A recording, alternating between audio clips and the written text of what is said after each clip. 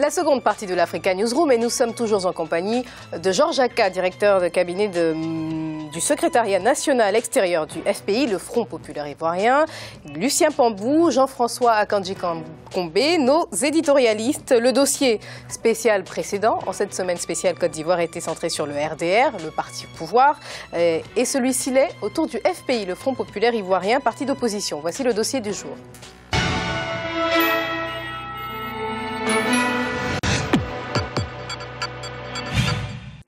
Le FPI, qui, dit-on à Abidjan, est paralysé par la fracture entre la direction, représentée par Pascal Affi-N'Guessan, et un certain nombre de frondeurs qui lui reprochent de vouloir tourner la page Gbagbo, la page Laurent Gbagbo, toujours, il faut le préciser, toujours retenu à la Cour pénale internationale.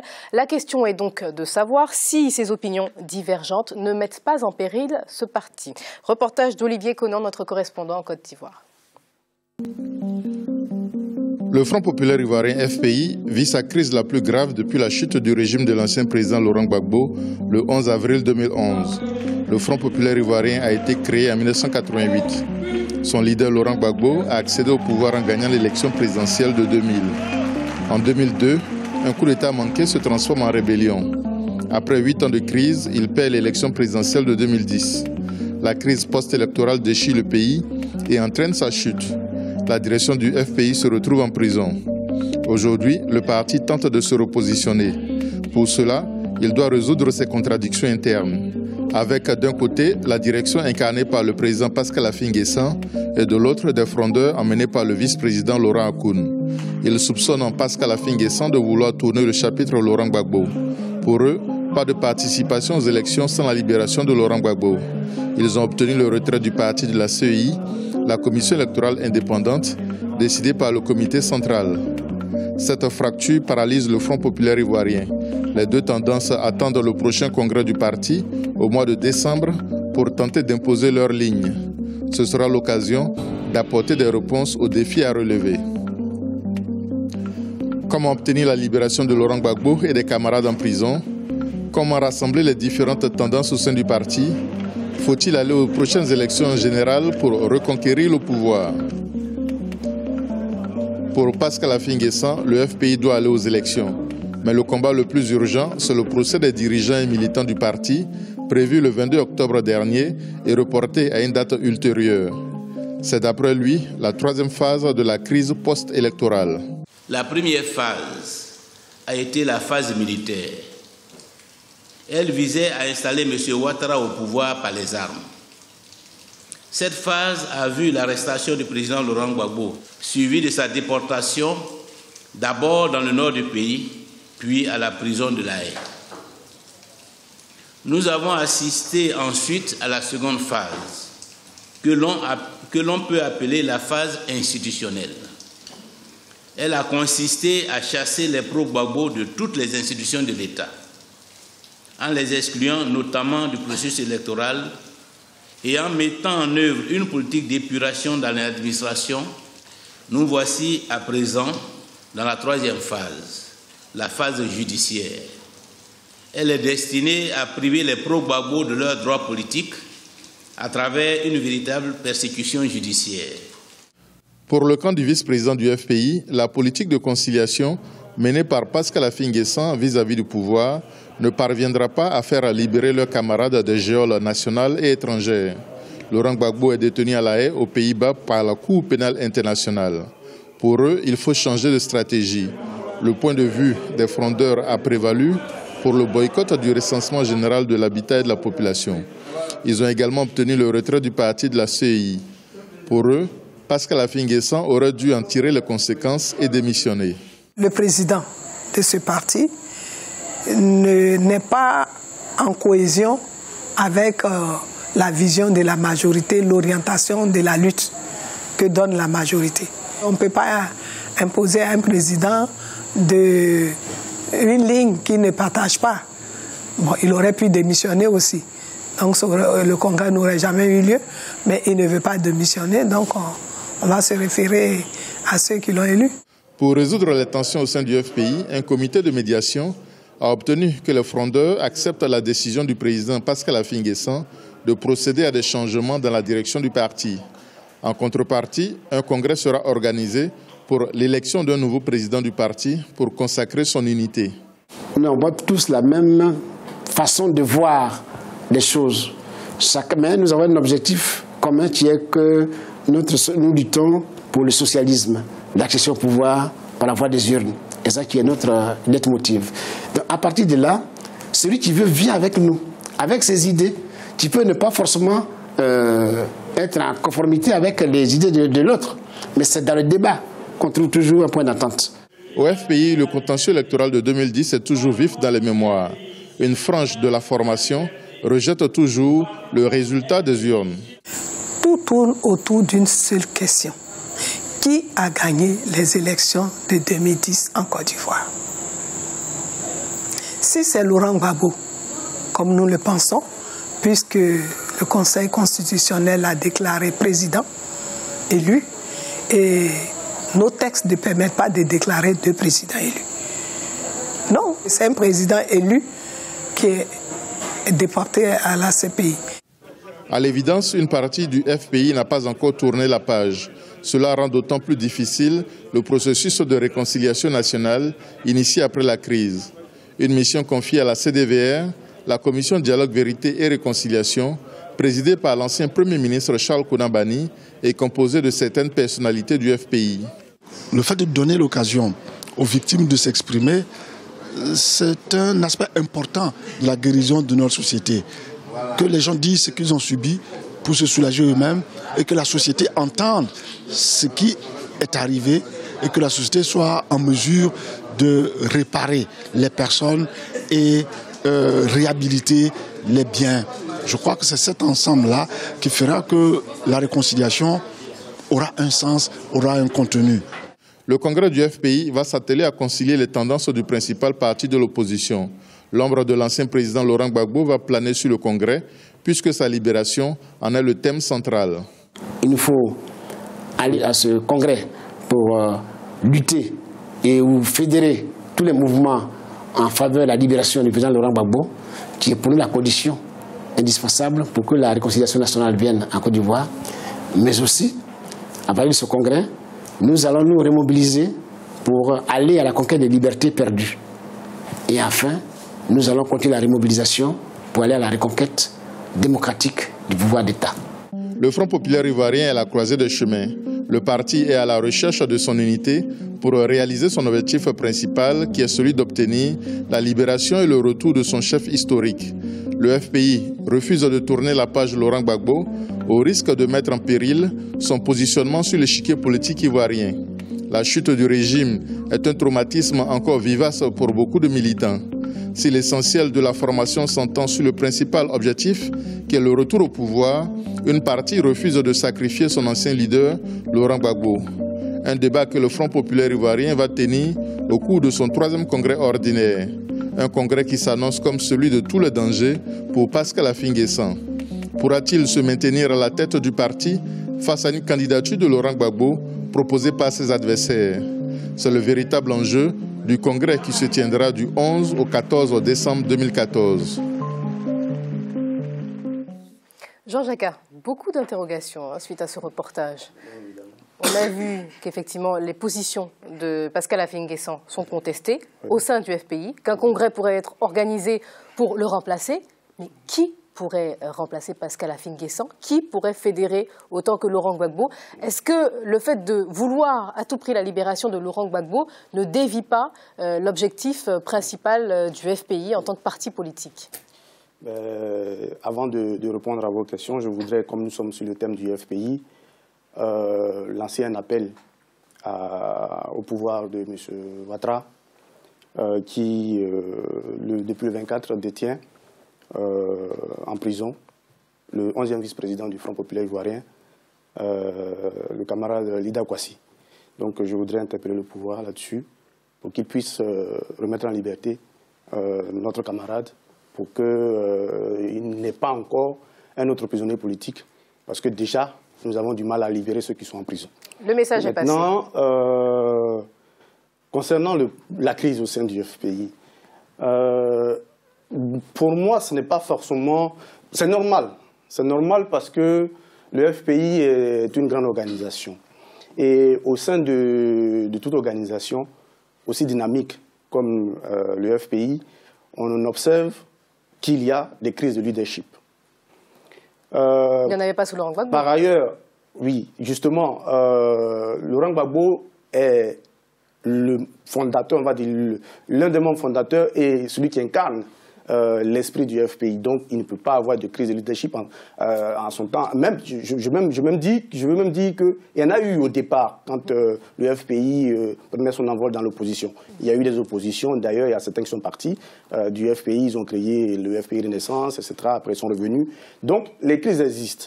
Mais aujourd'hui, ce que nous observons, c'est une divergence de point de vue sur la méthode. La méthode qui permettra au FPI de revenir au pouvoir. Certains de nos camarades mettent en priorité des priorités la libération du président Laurent Gbagbo.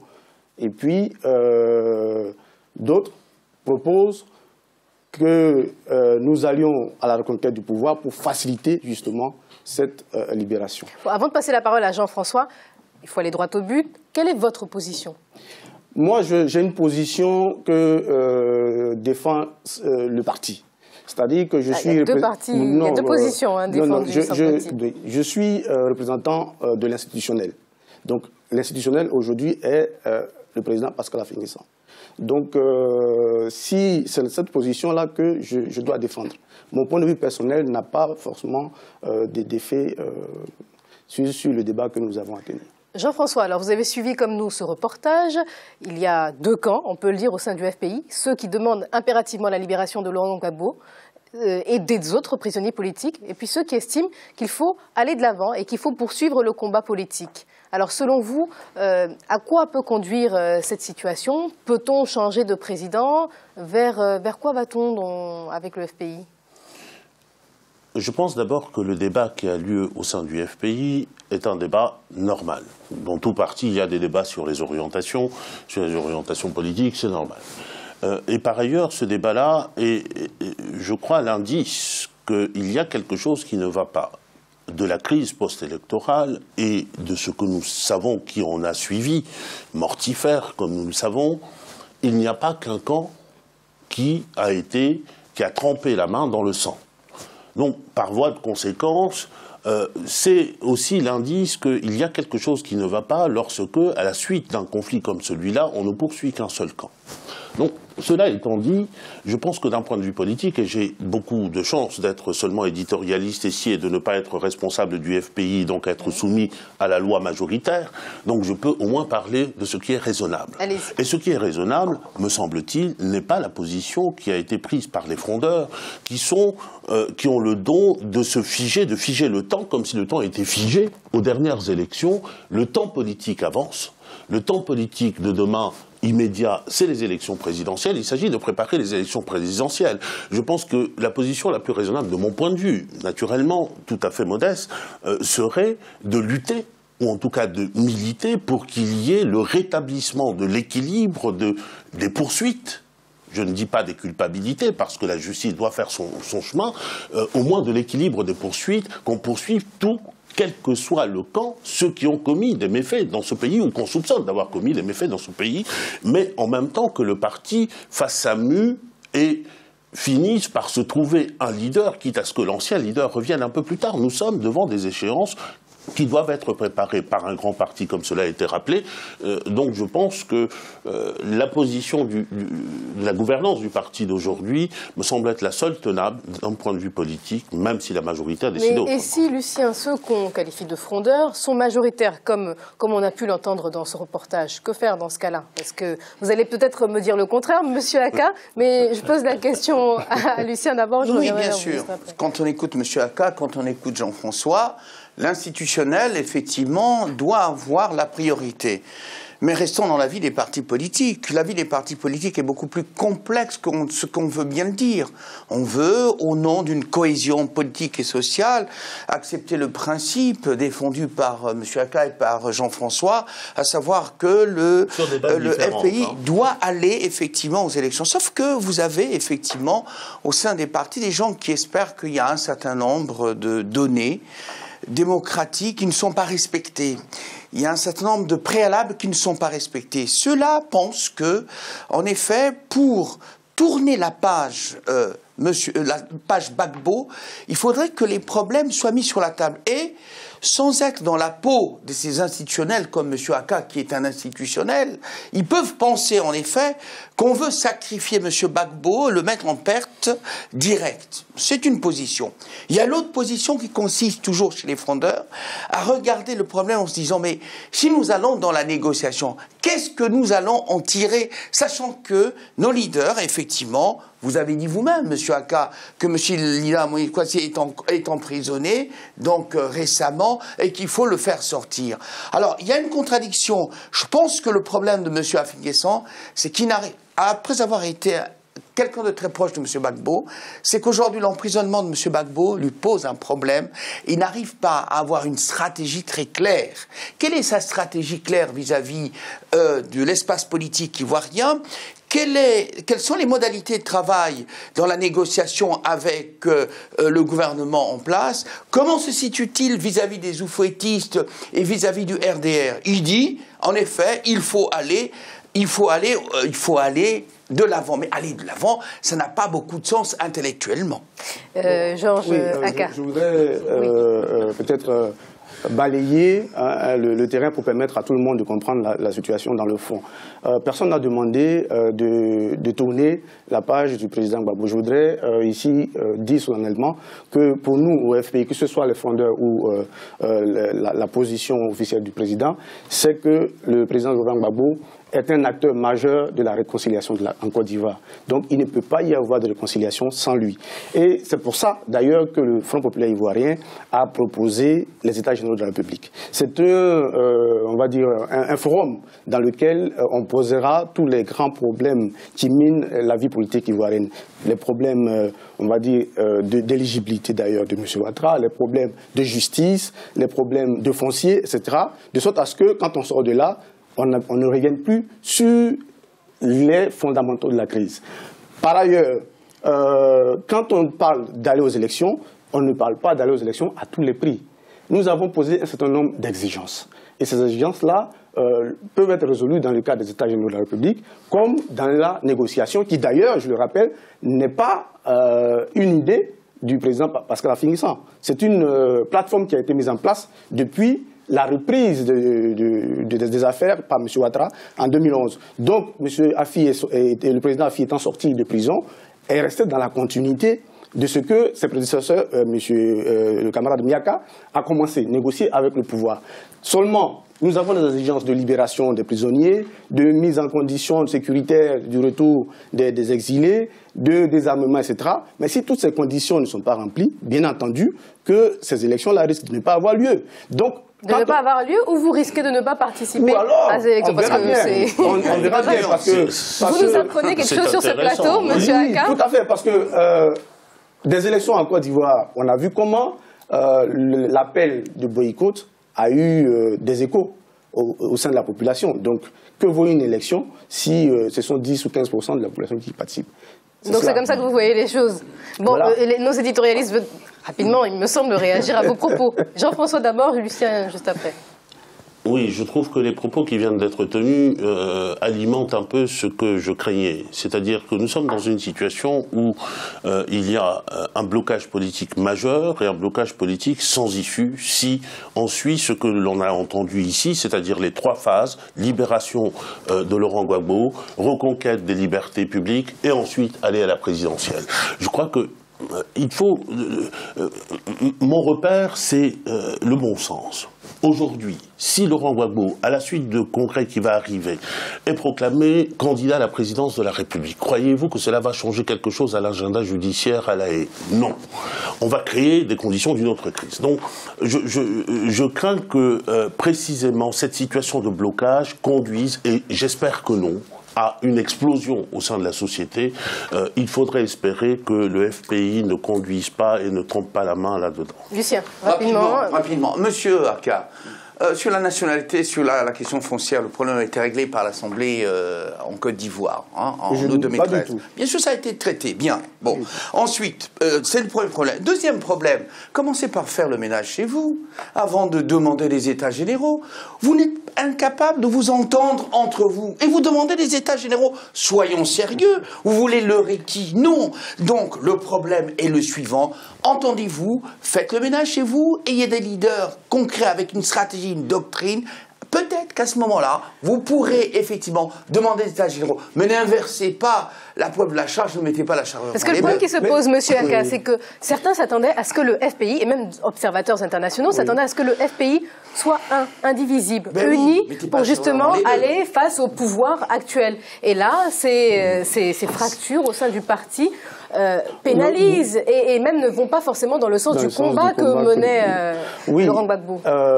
Pour dire que le ménage, il n'y a pas de ménage à faire. Nous avons... Non, mais je vous ai écouté. Écoutons M. Aka. Il n'y a pas de ménage à faire, puisque au FPI, il y a une seule ligne. Et ça a été rappelé par le professeur Danon Djidji, ça a été rappelé aussi par Gomart, c'est que nous prenons la transition démocratique à la démocratie, c'est-à-dire la conquête du pouvoir par les urnes. Ça, c'est la ligne que le FPI a, et il n'y a pas deux. Donc, il n'y en a pas deux, il y en a plus que deux. Non, mais si on prend on a vu le même reportage. Au pouvoir par les urnes... Conquête du pouvoir par Gbagbo ou par quelqu'un d'autre. Bon, ça c'est le débat. Bah, voilà. C'est le débat. Le débat de qui est-ce qui va porter la tête du FPI aux élections 2015 ou qui est-ce qui va représenter le FPI. Ça, c'est un débat que le Congrès du FPI va trancher. Est-ce que vous avez tout de même le sentiment que Pascal Affi-N'Guessan ne fédère pas assez? Je n'ai pas ce sentiment-là parce que c'est une crise de leadership qui trouvera ses solutions après le Congrès. Moi, je vous l'ai dit d'emblée que ce n'est pas la première crise au sein du FPI. Le FPI est suffisamment grand et on a déjà su passer des crises plus fortes que celle-là. La crise trouvera sa solution au Congrès de décembre 2014. Pour l'instant, ce que vous voyez, c'est juste... des campagnes de communication, des différentes, on va dire, des différents... Ah ben là, il s'agissait juste du FPI. Hein. Voilà, les personnes qui se sont exprimées étaient du FPI. Mais le Congrès tranchera... Des biscuits, excusez-moi, M. Attal, ont été donnés aux frondeurs pour qu'ils se tiennent tranquilles jusqu'au Congrès. Bon, messieurs, s'il vous plaît. C'est la vérité, c'est pas vrai, c'est le reportage. S'il vous plaît, messieurs. Là, ce sont des affirmations gratuites. C'est le reportage, hein. Je traduis le reportage. On va terminer le débat là. On peut terminer sur une autre, on va terminer sur une autre note que ces biscuits. Nous arrivons au terme de ce débat et nous allons marquer une courte pause et nous retrouver dans quelques instants pour la troisième partie de l'Africa Newsroom. A tout de suite.